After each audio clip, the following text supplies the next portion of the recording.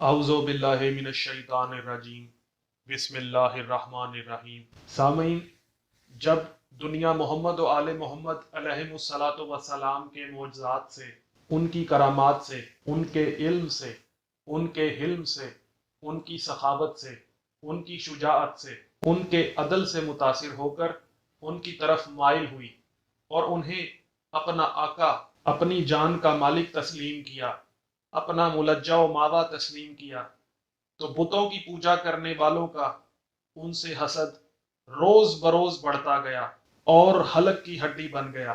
چونکہ یہ مشرکین محمد و آل محمد علیہ الصلاۃ والسلام کے فضائل، خصائل اور شمائل کا مقابلہ تو نہیں کر سکتے تھے، اس لیے انہوں نے یہ سازش تیار کی کہ لوگوں کو قرآن کی نامکمل آیات سنا سنا کر، دکھا دکھا کر گمراہ کیا جائے۔ مثلا قرآن میں سورہ نساء کی 43ویں آیت میں اللہ فرماتا ہے کہ نماز کے قریب نہ جاؤ اگر تم نشہ کی حالت میں ہو یا تم حالت جنابت میں ہو۔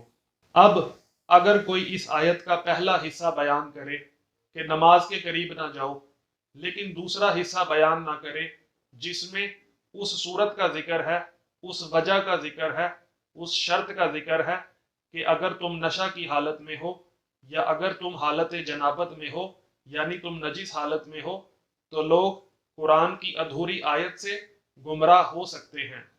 یا قرآن میں سورہ نازعات کی 44ویں آیت میں اللہ فرما رہا ہے کہ فرعون نے کہا کہ انا ربکم الاعلی، یعنی میں تمہارا اعلیٰ رب ہوں۔ اب اگر یہ آیت بیان کی جائے لیکن وہ آیات بیان نہ کی جائیں کہ جن میں اللہ رب العزت نے فرعون کے قول کی نفی کی ہے کہ وہ رب ہے، یا اس کی ظلم و بربریت کی داستان بیان کی ہے، تو لوگ حقیقی تعلیمات خداوندی کو سمجھ ہی نہیں پائیں گے۔ تو سامعین، محمد و آل محمد علیہ الصلاۃ والسلام سے بغض و عناد رکھنے والے جھوٹے توحید پرستوں نے قرآن کی وہ آیات جن سے اللہ کے برگزیدہ بندوں کی، اللہ کے اصطفیٰ بندوں کی، اللہ کے چنیدہ بندوں کی، اللہ کے سلیکٹڈ لوگوں کی، اللہ کے محبوب بندوں کی فضیلت یا اختیار کا پتہ ملتا ہے، کو عوام الناس میں بیان کرنے سے اجتناب کیا، اور وہی کمالات اور صفات جن آیات میں اللہ کے لیے بیان ہوئی ہیں ان کو عوام میں کثرت کے ساتھ پھیلایا، تاکہ اللہ کے مخصوص بندوں کے کمالات اور معجزات اور اختیارات کا انکار کیا جا سکے۔ یہ سب انہوں نے بڑی سوچی سمجھی سکیم کے تحت توحید کی آڑ میں کیا۔ کہنے کو تو یہ مسلمان ہیں، لیکن یہ مثل شیطان ہیں۔ شیطان بھی اللہ کے خلیفہ کی فضیلت کا منکر، اور یہ نام نہاد مسلمان بھی اللہ کے خلیفہ کی فضیلت کے منکر۔ شیطان بھی اللہ کے نبی کے علم کا منکر تھا، یہ بے ایمان بھی اللہ کے انبیاء کے علم کے منکر۔ شیطان ابو الانسان کے ظاہر کو دیکھ کر، یعنی حضرت آدم علیہ السلام کی فضیلت کا منکر ہوا، اور یہ ابن شیطان بھی ابو تراب کا، یعنی امام علی علیہ السلام کا ظاہر دیکھ کر ان کی فضیلت کا منکر ہوا۔ جس نے بھی اللہ کے اصطفیٰ بندوں کے کمالات کا انکار کیا وہ اولاد شیطان بنا، اور جس نے ان کی فضیلت کا اقرار کیا وہ سلمان بنا۔ تو سامعین، ابلیس کا عقیدہ یہ تھا کہ اللہ ہی اللہ ہے، اللہ کے سوا کوئی بادشاہ نہیں، اللہ کے سوا کوئی داتا نہیں، اللہ کے سوا سجدہ کسی کو نہیں، اور یہ نطفہ ابلیس بھی یہی کہتا ہے کہ اللہ ہی اللہ ہے، اللہ کے سوا کوئی بادشاہ نہیں، سجدہ بھی فقط اللہ کو ہے، مددگار بھی فقط اللہ ہے، کریم بھی فقط اللہ ہے، رحیم بھی فقط اللہ ہے، ولی بھی فقط اللہ ہے، رؤوف بھی فقط اللہ ہے، قادر بھی فقط اللہ ہے، رب بھی فقط اللہ ہے، خالق بھی فقط اللہ ہے، مالک بھی فقط اللہ ہے، رازق بھی فقط اللہ ہے، اور جو صفات بھی ہیں اللہ کی، ان توحید پرستوں کے عقیدے کے مطابق اللہ کا بندہ ان صفات کا حامل نہیں ہو سکتا۔ تو آئیے آپ کو انہی توحید پرستوں کا ایک بیان سناتا ہوں جو یہ خانہ کعبہ کے گرد و نواح میں کسی عمارت پر لوگوں کو دے رہے ہیں۔ کیا خیال ہے آپ کا؟ بہت پانی یا کھانا کھلاتے؟ ہاں جی، نہیں سیدھی بات کرو۔ اچھا، تم اگر پیر کی قبر پہ جاتے ہو شہباز قلندر، تمہیں کھانا کھلاتا ہے؟ نہیں کھلاتا۔ پانی شانی بھی نہیں پی سکتے۔ حضرت داتا صاحب کی مزار پہ تو ملتا ہوگا، وہ لنگر لوگ پکاتے ہیں کہ دادا صاحب پکاتے ہیں؟ خدا سے ڈرو، خدا کے گھر آئے ہو تو اب واپس جاؤ تو توحید کے سپاہی بن کے جاؤ، سنت کے شہدائی بن کے جاؤ۔ جی سامعین، آپ نے مکی الحجازی کا یہ کلپ ملاحظہ کیا، تو اب مکی الحجازی سے میرا سوال ہے کہ شہباز قلندر یا داتا صاحب کے مزار پر لنگر پیر صاحب کھلاتے ہیں یا جو لوگ پکاتے ہیں وہ کھلاتے ہیں؟ اور اللہ کے گھر میں جو لنگر ملتا ہے وہ اللہ پکاتا ہے یا اس کے بندے پکاتے ہیں اور اس کے بندے ہی کھلاتے ہیں؟ مسجدوں میں، تبلیغی مراکز میں اور دیگر مقامات میں جو آپ درس بخاری یا دعوت تبلیغ کے بعد لنگر کھلاتے ہیں وہ آپ پکاتے ہیں یا اللہ پکا کر کھلاتا ہے؟ جیسے خانہ کعبہ میں لنگر بندے پکا کر کھلاتے ہیں، بالکل ویسے مزاروں پر بھی بندے ہی پکا کر کھلاتے ہیں، لیکن کھلاتا اللہ ہی ہے، سب اللہ کی عطا سے ہی کھلاتے ہیں، کوئی خود سے نہیں کھلاتا۔ اچھا ایمان سے کہیں، اگر کسی بزرگ کی قبر سیلاب آ جائے یا زمین گیلی ہو جائے، پھٹ جائے، ٹوٹ جائے، پیر صاحب خود بناتے ہیں یا تم بناتے ہو؟ ہاں جی، نہیں سیدھی بات کرو، بات کھڑی کرو، مانو یا نہ مانو، یہ نہ کہنا قیامت میں کہ ہمیں توحید کا سبق نہیں ملا تھا۔ اور سامعین، یہ جو مکی الحجازی نے پوچھا ہے کہ اگر سیلاب آ جائے اور زمین گیلی ہونے کی وجہ سے کسی بزرگ کی قبر پھٹ جائے یا ٹوٹ جائے تو کیا پیر کی قبر پیر صاحب خود بناتے ہیں یا تم بناتے ہو؟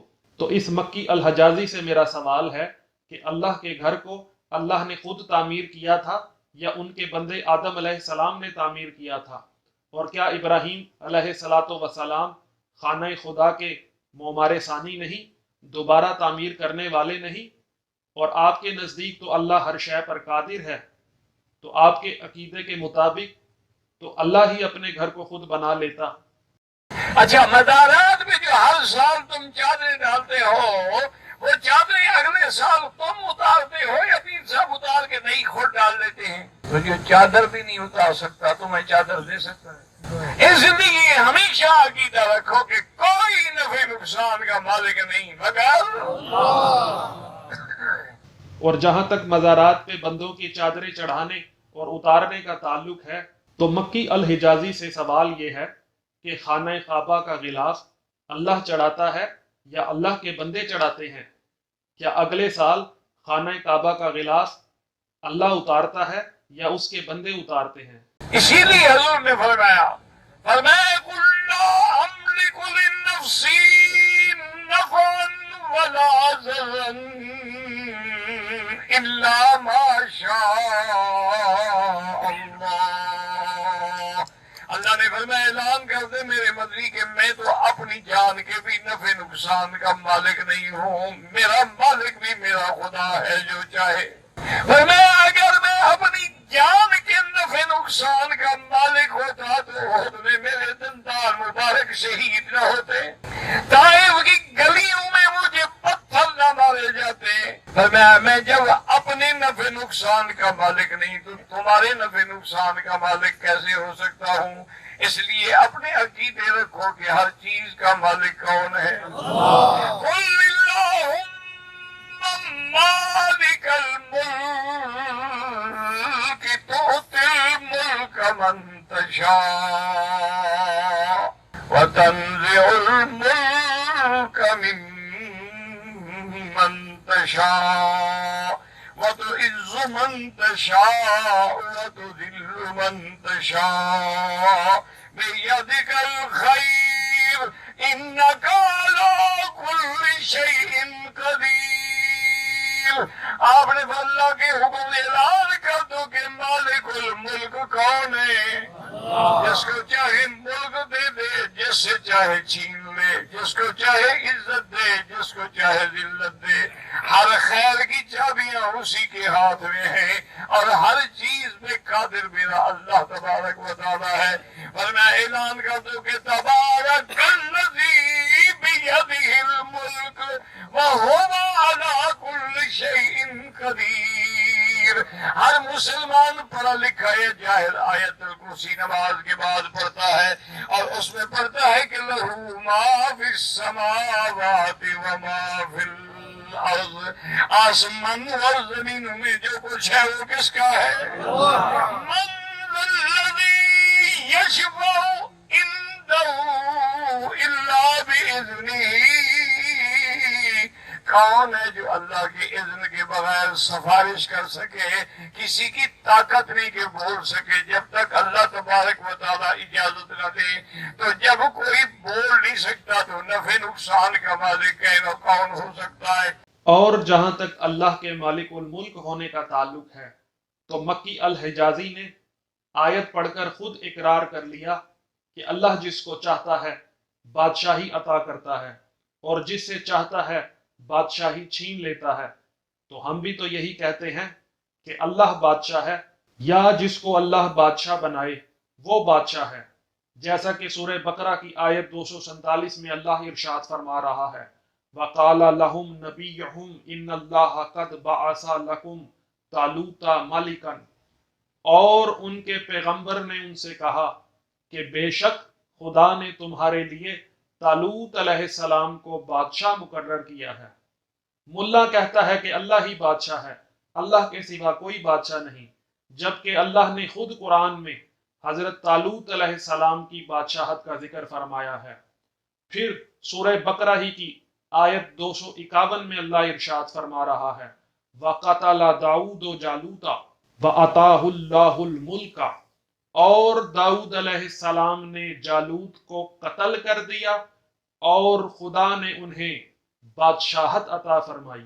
یہاں داؤد علیہ السلام کی بادشاہت کا بھی اللہ نے ذکر فرما دیا، اور سورہ سواد کی آیت 20 میں حضرت داؤد علیہ السلام کے متعلق ہی اللہ فرما رہا ہے کہ ہم نے ان کی حکومت کو مضبوط کر دیا، اور سورہ نساء کی آیت 54 میں اللہ فرما رہا ہے ام یحسدون الناس علی ما آتاہم اللہ من فضلہ فقد آتینا آل ابراہیم الکتاب والحکمت وآتیناہم ملکا عظیما۔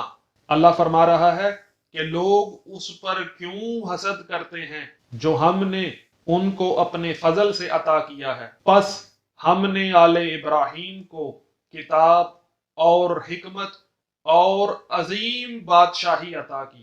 اللہ فرما رہا ہے کہ ہم نے آل ابراہیم علیہ السلام کو عظیم بادشاہی عطا کی۔ کیوں وہ مولویوں جو کہتے ہو کہ علی کی بادشاہی حسین کی بادشاہی کہنا شرک ہے، تو بتاؤ کیا محمد و آل محمد علیہ السلام ابراہیم علیہ السلام کی آل ہیں یا نہیں؟ اگر ہیں اور ان کی عظیم بادشاہی کا ذکر بھی قرآن میں ہے تو حسین بادشاہ اور علی بادشاہ پر اعتراض کیسا؟ اور سورہ یوسف کی آیت 101 میں اللہ ارشاد فرما رہا ہے کہ یوسف علیہ السلام نے فرمایا رب قد آتیتنی من الملک، اے میرے پروردگار تو نے مجھے سلطنت عطا فرمائی ہے۔ اب جو بندہ ان تمام آیات کے سننے کے بعد اللہ کے بندوں کی بادشاہی کا انکار کرے تو وہ اللہ کا انکار کر رہا ہے۔ سوچنے والوں کے لیے اس میں نشانیاں ہیں۔ سامعین، اگر آپ کو میری ویڈیو پسند آئی ہے تو ویڈیو کو لائک کریں، کومنٹ کریں اور زیادہ سے زیادہ شیئر کریں تاکہ توحید کی آڑ میں اللہ کے برگزیدہ بندوں کے اختیارات کے منکرین کو ہدایت نصیب ہو۔ السلام علیکم ورحمۃ اللہ وبرکاتہ۔